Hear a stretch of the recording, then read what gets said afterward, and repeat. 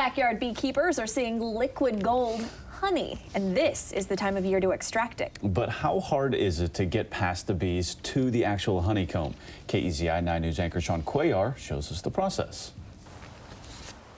The bees have been busy this summer collecting pollen. Outside the Hornadays home in Eugene, they don't travel far.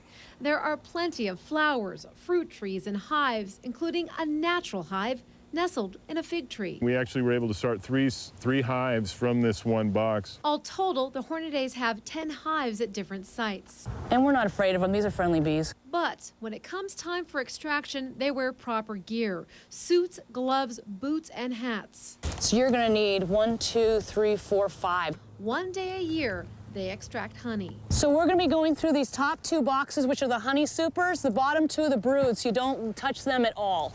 Inside the super, frame after frame. You'll notice in the upper box, there's not a lot of bee activity. So now we're going to get into some honey. This is in the very center. Honey jackpot. That's capped honey, and this is fresh uncapped honey. Once it's capped over, it's sealed up and good forever. One frame at a time, Jen brushes the bees off and puts the frame into a clean bin. This is actually good for you to see. This is female brood. It's all worker queen, and then there's honey around the outside here.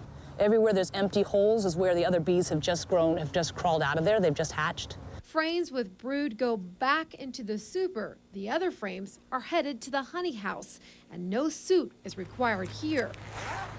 Inside, the heat is on. The temperature reads 100 degrees. Even so, Jen uses a heated knife to remove any wax. I'm working on getting the capped honey without hurting the frame.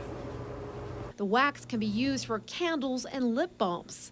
Once it's removed, frames are put into a spinner. The Hornadays belong to the Lane County Beekeepers Association and use the extractor for free. We put 3 frames in. And then it's spun. The honey slowly extracted. The Hornadays expect up to 400 pounds of honey this year. Much of it is pesticide-free, coming from hives placed at homes where surrounding neighbors have signed a pledge not to use chemicals. The golden honey is pouring out the bottom right now. It's liquid gold. In Eugene, Sean Cuellar, KEZI 9 News. If you're interested in signing up for a no-spray neighborhood or becoming a host home for bees, go to KEZI.com and click on news links.